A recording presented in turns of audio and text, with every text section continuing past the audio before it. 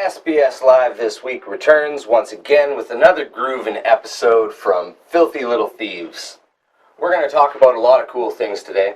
We're going to talk about one thing that's really interesting to me, which is defining the weak role in a band.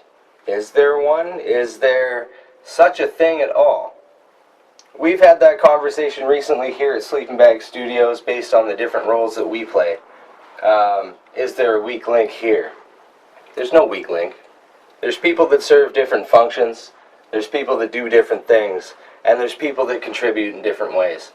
And Filthy Little Thieves, you'll see that this is a band that really has that element of bringing it all together. You've got the representation from Alex and Griffin through the young side of things, bringing in that perspective all the time. You've got Gord's artistic ideals coming in and influencing the music that way through his artwork. And then of course there's Tony, who has the voice and the abilities to really influence this band in the right directions for the years to come. Filthy Little Thieves have got a lot of elements working for them, and again, super ecstatic to see what in the years to come this band is really going to put out and do. We'll talk about what makes a good cover song. As you know, they're a cover band mostly right now. Maybe not in the future. We'll see. Again, Tony's going to have a lot to do with that, and whether or not that direction of the band is something that they want to pursue, or if they're happy making these cover songs their own. But we'll talk about that as well. We'll talk about the direction of Filthy Little Thieves. What are the goals? Which way are they moving? How are they going to get there? One thing's for sure, just like last week when we showed you a cover of the Sheepdogs' I Don't Know through Filthy Little Thieves' perspective, we're going to put another song out there for you today, of course, and that is one groovin' tune, let me tell you. We had a lot of tough choices when it came to what to play. Filthy Little Thieves actually had given us quite a bit of their time, and some really amazing performances throughout. So when it came time to selecting a couple of tracks for this week's episode, it was honestly really tough choices. So what you see is what you get on this episode, but rest assured, when SBS but no BS, the music-only editions return later this year, I'm sure you will be seeing Filthy Little Thieves again. But for now, we'll give you what we got. So this is SBS Live this week. Filthy Little Thieves on it once again. Let's take a look.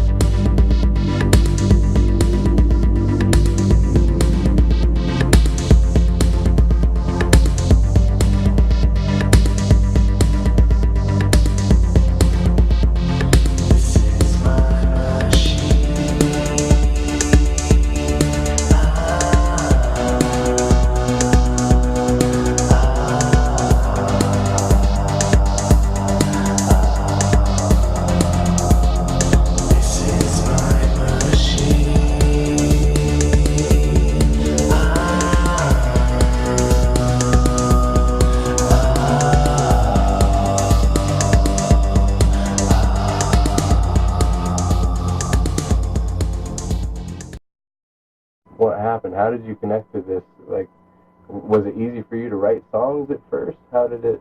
We don't really write songs. Like, like we play our, right. Fool around and play our own things. But, like, I think it's like, we like rock and metal and stuff. Mm-hmm. And, it's kind of easier to play that than it is to, if you like rap, it's easier right. to do that than it is to, I guess, learn how to rap. Or right, do your own rap. So you end up learning how to structure songs through the way that you guys are learning, right? Which is very, very important. And for a lot of bands that don't go through that kind of process at the beginning, they end up struggling to kind of find out how to write. So, I think that you guys starting with those kind of blocks is going to help you guys over time. But I do wonder, do you feel in any way that by doing this many covers, does it at all hinder the creative process? Like, is there enough of you in here? Well, yeah, like, that's the thing about doing cover songs. If you want to listen to it how it's done on the album, just listen to the album. Yeah. Right. So, we try to change it up as much. Yeah. That's how we were taught, too, with Dylan and those guys in college. You change it up. And a lot of times, there was one year we were practicing, so there was 4 guitar players. I was on bass, he was on drums, and then Colin was teaching, and he was on guitar and singing, and everybody had a lead solo.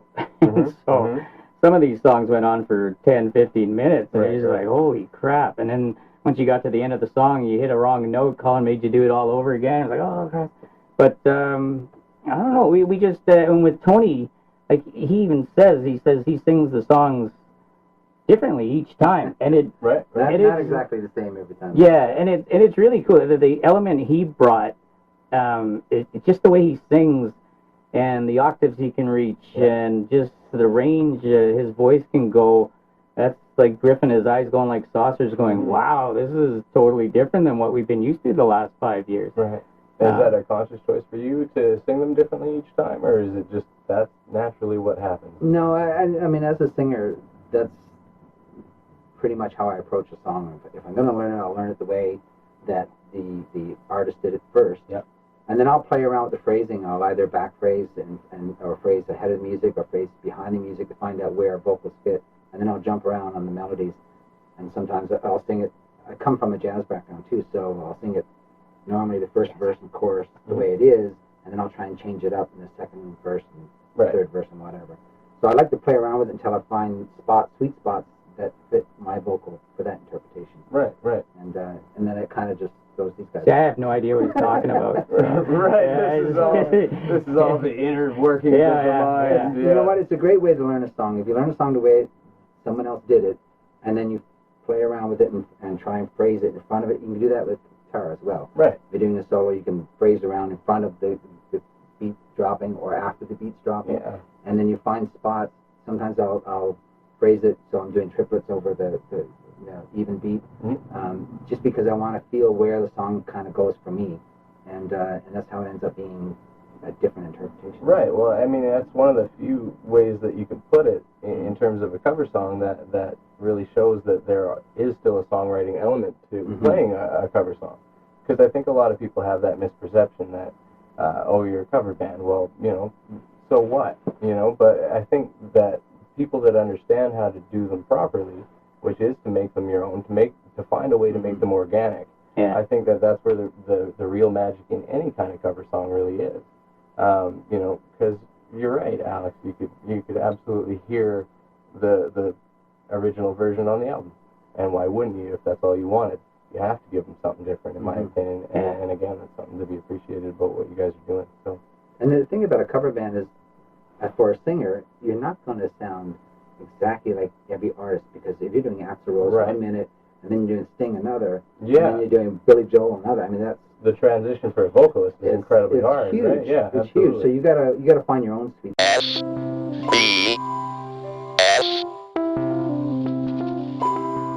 I want to know just how comfortable you guys are going to become over time, because, like, let's say tomorrow, we once this interview airs, maybe even Filthy Little Thieves blow up, Canada wide. Okay, let's say you guys load up the van and you start touring and you hit all of the provinces in between. Now, once Alex and Griffin here start fathering children in each province across Canada on these tours, how comfortable are you going to be with that? Is that are you ready for that? You better wait, Alex, because you're only 14, right? He just turned 15, yeah. Okay, you better hang on for a couple of years. I bought Alex some condoms for Christmas, put them in his stocking. Yeah. It was for a joke, and he actually thanked me for him. So. There you go, right? I don't know what's You're already planning that tour. Yeah. Good man. Good man.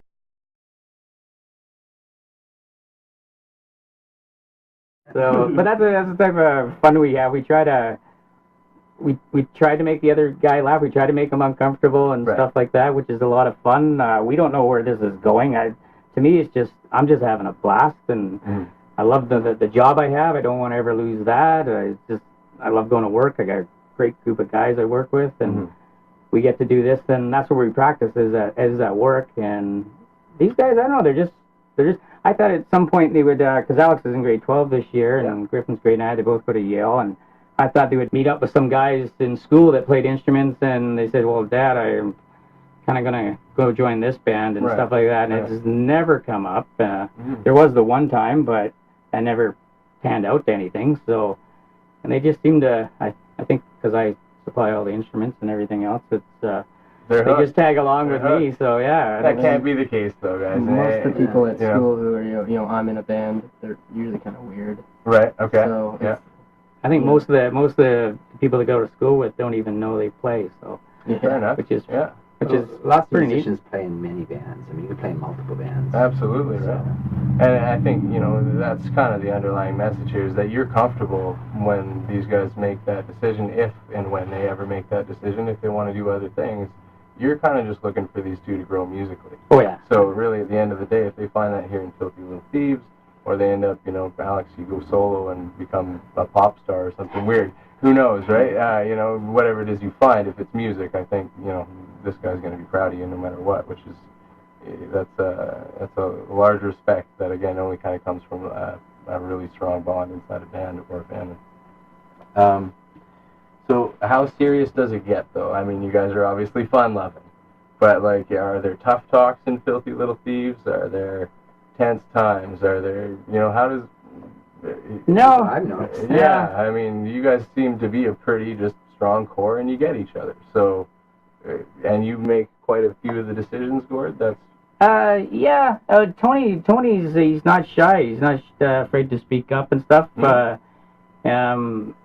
it's if I don't get, but the thing is, I feel like I'm the weak the weak link too. Because I may not get a song right away. I'm just like, oh crap, and I'm just not getting it. And I remember a couple of weeks ago, Tony goes, it's just this, it's not sinking in. And I had to go, I made sure I went home and I figured this thing out. So I came in next week, I even emailed him, I says, I'm ready for tonight. I've got the song down, I've got it, I finally got it, it finally sank in. And because that night, it was not sinking in. I just, the flow of this, the notes, everything, I just couldn't figure it out. But I just went home and practiced for a week and... SBS.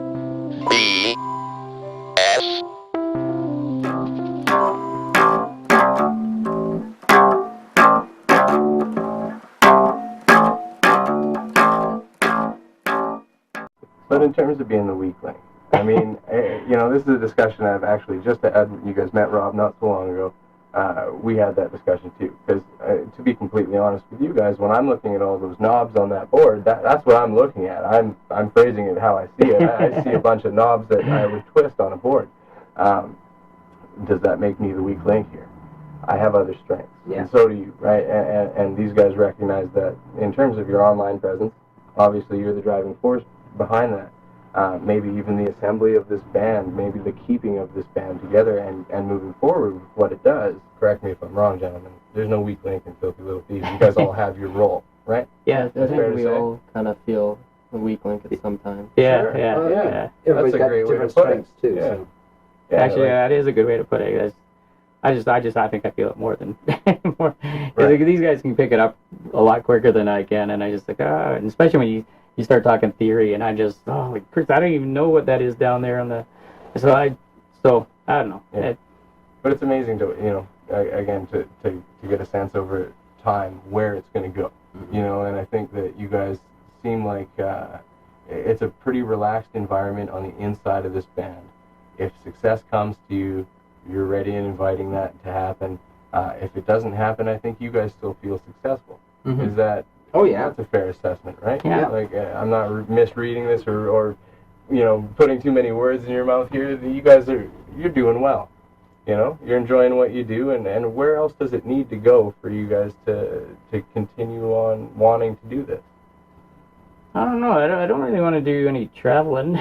No, I think we're accomplishing what we set out to do. Yeah, exactly. Basically, just to play music and have fun. Yeah. And grow in our different respective areas. For myself, I'm not a great guitarist. I just want to play more guitar and get playing with musicians. I have a good theory background. Mm-hmm. I understand music really, really well. I understand the guitar really well. Yeah. But it's actually getting the chops and playing it. So that's my weak Right. link in the band, is I want to strengthen that core. These guys have their own things that they want to work on. So when we found out we were doing this, we said, well, let's find out what other tunes we could do. We brought in a whole bunch of tunes, played through a bunch of them, picked up a couple that we thought, and we learned three songs in the last 2 weeks to play today. So he says he's a weak link, but he learned them. Yeah, no 2-3 kidding. weeks he learned Absolutely, them. So right? Absolutely. Don't let him fool you. He's Yeah. all right. So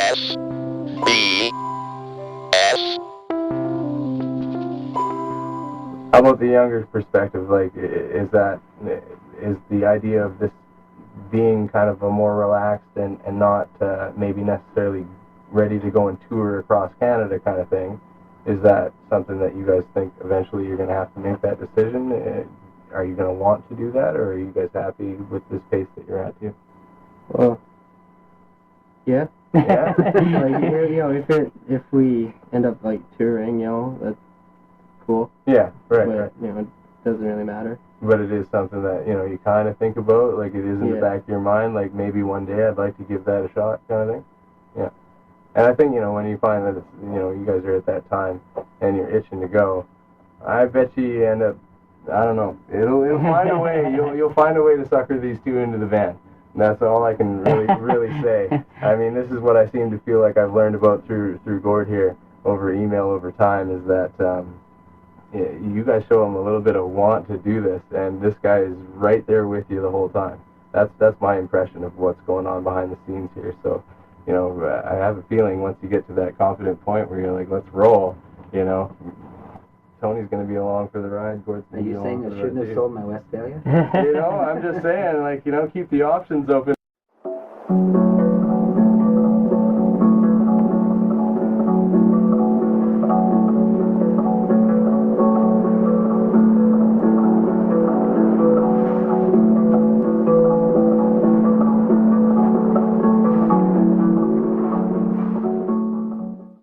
When I first experienced any kind of communication from you guys whatsoever, another band entirely was in existence, the Warehouse Dogs. Mm-hmm. So what brought about the end of that? What makes Filthy Little Thieves different? And, you guys happy to leave that in the past? Well, I think the Warehouse Dogs was just kind of, I don't know, you just kind of came up with it and was like, have to give ourselves some sort of name. Okay. Oh yeah, because we were going to play a gig a year ago at my company Christmas party. Yeah. So we needed a name, and I just threw it out to office staff. I was like, we don't have a band name. We're going to play at Christmas. I said, here's a little contest, and it was actually our CFO came up with Warehouse Dogs, and because it's a warehouse of pet food and pet products. It's huge when you look at it. Yeah, Like it's a big place. Just in the space, I look at it and I'm like, wow, this guy's got a big place. And this is where we play. This is where we practice. I got the coolest boss on the planet. He loves. When I asked him if we can have that space, anything to do with family, he's 110% in every single time. And it was just we just needed a name that day, and we stuck with it. And I was kind of getting I was getting a little tired of it, and I just wanted to be something a little bit different. We didn't have Dylan anymore, and we've got this whole new voice to the band, and it sounds so different. And I just wanted to completely do kind of a 180 because we just sounded so different all of a sudden when he stepped in. So I think you guys are at that point now where at least it feels like, or at least it sounds like from your perspective, this is the lineup that you've kind of all been waiting for. It's kind of like now that we're the Filthy Little Thieves, we kind of know what we're doing, and before it was just kind of whatever. But now we have more of a plan. It's more of our, we're in control now. It's we were being taught before, and we were listening to a teacher, and Dylan was fantastic, and we actually have a ton of good things to say about it. Oh, I wanted him to be there's an open door whenever he wants to come and join, if he ever does. So Dylan, that's out for you. There you go. You heard it. But he's gone back to school to get a degree and everything else, and totally respect that. So. But he's always got a space because he's just a phenomenal musician, and he was so patient with us. And could you have gotten to where you are today as a band without that experience? Probably not. I think we went to a really good studio at the very beginning. Colin only taught in a band format. Yeah. There were a few people that did one-on-one things, but for the majority of it all, everybody that went to the studio, you were paired up, and just here, guitar player, bass player, drummer. And they promoted playing every possible instrument possible. That he has just wall-to-wall guitars, and he's got numerous drum kits and everything else. And it was a really cool experience. Tony didn't get to see any of that, but right. But Colin's pretty open. You might get the opportunity in the future. I mean, that was a pretty open door. So who knows? Yeah, and these guys actually started roughly 5-6 months before I got going. I was actually trying to learn guitar in the background while Alex, I'd go to every practice and I was watching what they were doing, and I'd kind of go home and say, and what did he teach you there? And he was just kicking my ass at it, and I was just not getting this 6-string thing. And then I would watch Dylan play the bass, and I just thought, that looks a lot easier. And so I snuck off and got a bass off Craigslist, and I just watched him, what he did, and I would go home and I was like, I think this is what he was doing. And then I finally, about 6 months in, I just said, Dylan, I want to kind of get in on this. And so that's how that started. And it's just been really cool. I just like bragging about these two because we get along really well. And you know, a lot of people say you can't be a best friend to your kids and still be a parent, and I call bullshit in that 100%. So good for you for having the balls to say that. They piss me off. I piss them off. Sure, right. We yell at each other. Natural, yeah. But in the end, we're still best friends. Yeah. And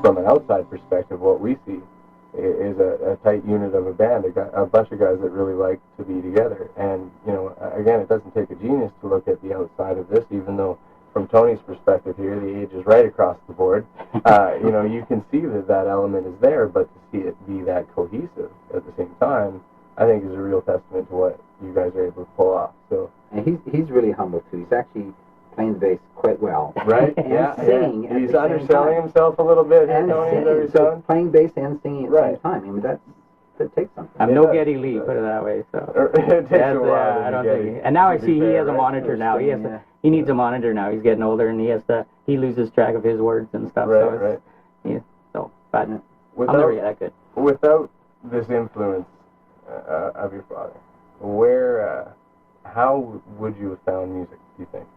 Like, what can you even imagine without this direction? Would you have found it on your own? No. You don't think so? Yeah, probably not. Would have stuck with like the sports route kind of thing, you think, instead? No, you guys are pretty much out of that. Yeah? Or just something, you know, it just might not have ever occurred to you if he wasn't so passionate about it kind of thing. Yeah. Yeah? Feel the same way? Yeah. Yeah? So now that it's that important to you and you don't want to give it up, how much of a driving force how much of the writing coming up here do you guys want to be a part of? Like, are you looking to lead this band or to kind of be, you know, led, I guess, for lack of a better way to say it? Well, I kind of want it to be like a group thing, like right, you know, Collaboration thing. Yeah, me and Dad will work on the guitar and bass, and then give that to Griffin to put a beat behind, and then Tony will put vocals on top. And I know some drums, and Tony knows some drums, and I think with the three of us, we can figure out a beat for Griffin to play. And he's pretty good. He's pretty natural at just making up his own for it. He needs to do a little bit more drum fills, I think, but But that ability to relate between instruments is really, you can offer those insights and that, you know, constructive criticism without it being taken poorly, right? So that's always going to help you guys grow. Oh, yeah, and with Tony knowing a lot of theory and stuff and knowing how music's put together, he's a huge influence in all of that. And where did you come up with that? Like, were you taught that? Did you go to school for this? Yeah, I actually went to Grant McEwen College in music composition. So okay. I graduated composition. That's no joke. No, it's good. That's real. I did not know that. Wow. Yeah, absolutely. I've never asked him. That's the thing. Yeah, no. So at the end of the day, you're definitely confident. I guess sheet music doesn't really matter. You send it your way, you're good to go. Yeah. Okay. Wow. What did I say to you that I got lost on one part and it was something you wrote down like, I don't know what this little thing is here, and then he had to come over and explain. I didn't know what it was. I was like, "What's this? It looks like a little ski. I don't know. It's an A with a dot in it." So.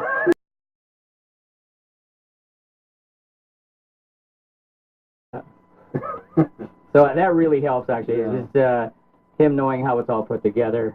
It helps. I prefer kind of following a bit. Like, especially when it comes to music, I'm not super confident.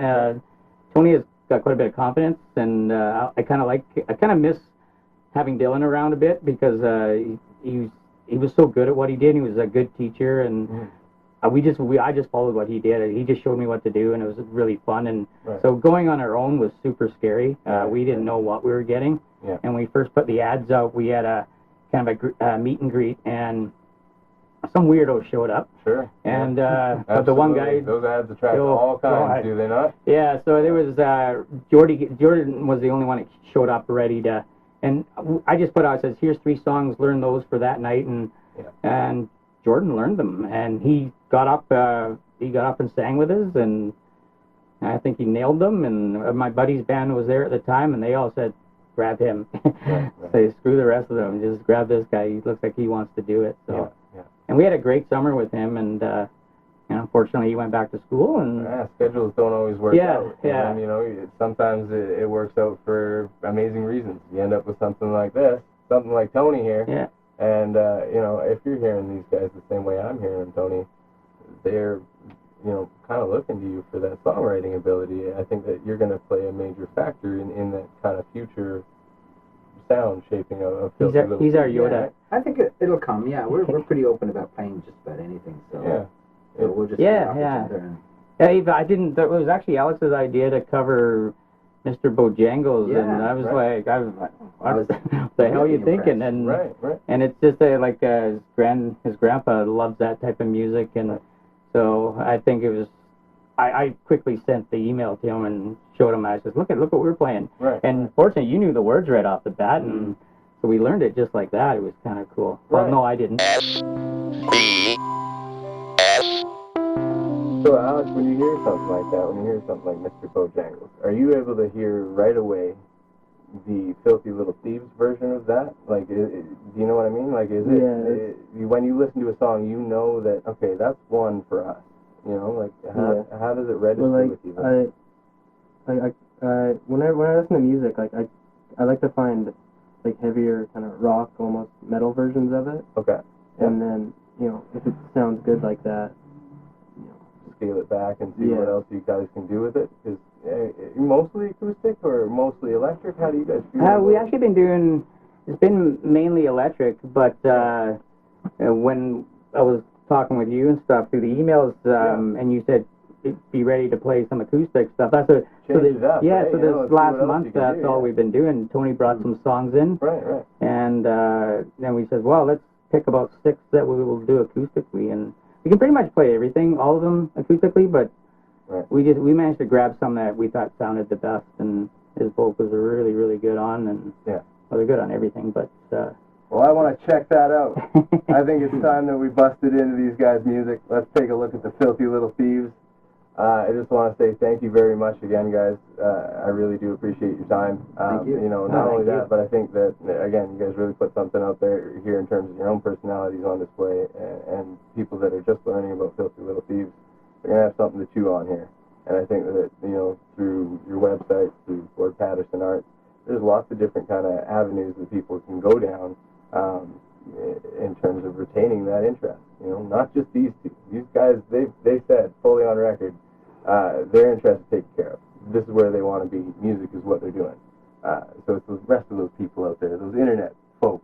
And we need to keep bringing them in, but with what you guys are doing, I think you're going at it the right way. So, we wish you the best of luck. We always want to hear from you guys and what you're up to in the future. So keep us posted. I definitely want to see, once this writing starts coming out as well, don't get me wrong. Like I said, I know and recognize that there's an aspect of songwriting within cover songs. So I'm looking forward to seeing what you guys do there too.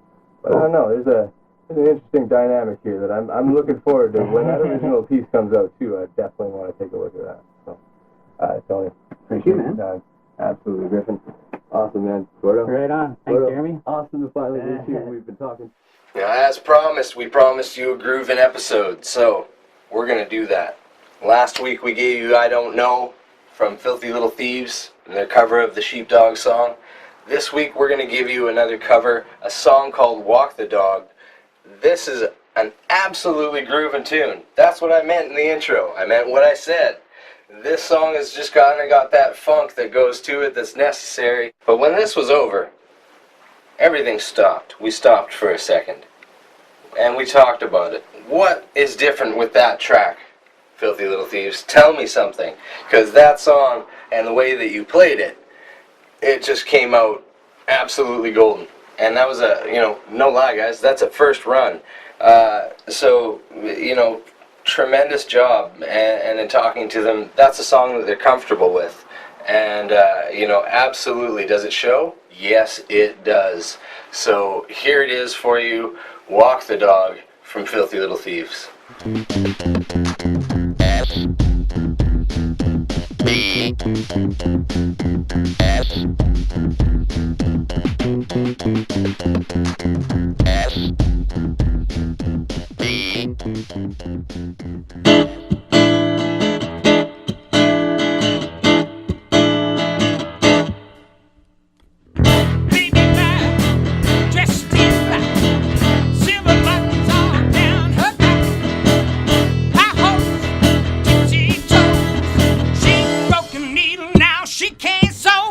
The dog. I'm just walking that dog. But if you don't know how to do it, I'll show you how to walk that dog. Ask my mother, 15 cents. See the elephant jump so high, touch the sky. Didn't come back till 4:45, walking the dog.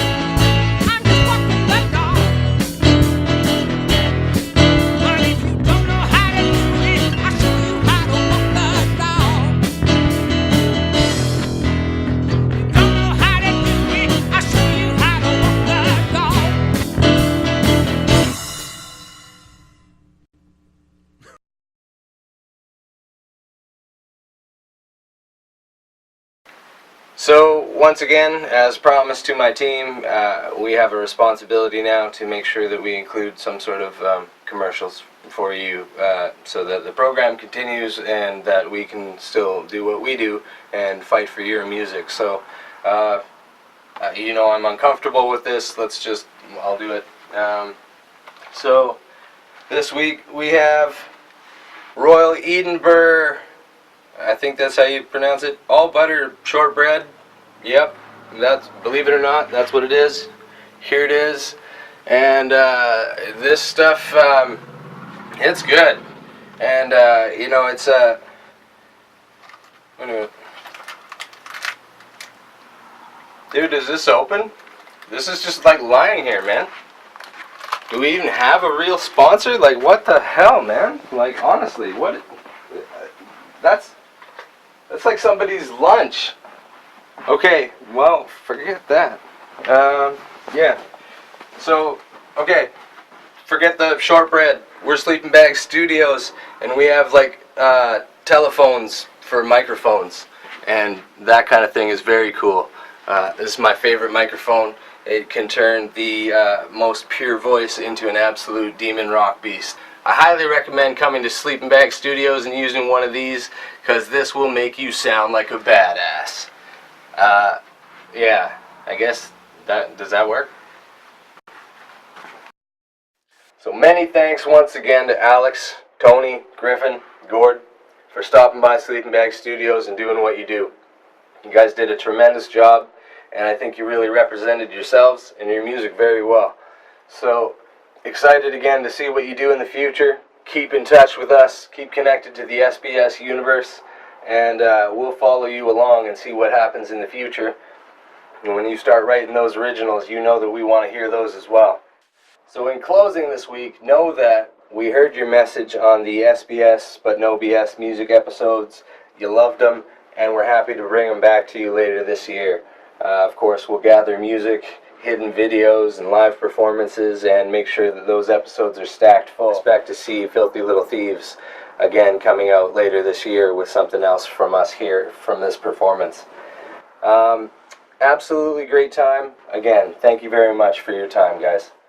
Alright, mentioned last time that the blog was behind. It is updated and running. You can find that at sleepingbagstudios.ca, along with all kinds of other written interviews, print interviews with bands like Treehouse, Philip Foxley, the blues guitar player from the UK. There's lots of stuff out there, so highly recommend checking those out as well. Those guys have got some great things to say through the written word. And as you know, that website is still being worked on and updated continually in the background right now for a complete relaunch and a redesign. Last time we talked to Rob, this dude was absolutely stoked about the way things are going. This website, from what I've seen, looks absolutely incredible. So excited for the relaunch and the redesign, and of course we'll keep you posted on that. In the meantime, at this point, you now have thrice days left to enter the Thrice contest for free studio time, free music video shoots, and more. Again, details at sleepingbagstudios.ca. Make sure you get to those, and soon, because after the 3 days are over for registration, you've got 10 days left for submission. So the contest has almost come to a head. Judging will start after that, and the process will continue. So get in there while you can. Register. Okay, so for next week, we're going to continue to play things a little bit by the last minute and figure out which one we want to play. There's a lot of things in the lineup and a lot of things currently in the works out there right now. In terms of video interviews, we just sent one to Ireland for a band called We the People, alternative band. Very cool guys to talk to. We talked to the lead singer Michael quite a bit over email. Fantastic crew, and we're very excited to see what they can come up with, as well as we've now sent a video interview out to This Day Burns on Vancouver Island. So lots of good things coming out. In terms of what we want to show and when we want to show it, I don't know. So we're just going to leave it that way for now. We will see you next week, and you will know before that day what's coming out. So check back often. Check us out at facebook.com/sleepingbagstudios. and find out what's up for this week coming up. And we will see you again on SBS Live this week.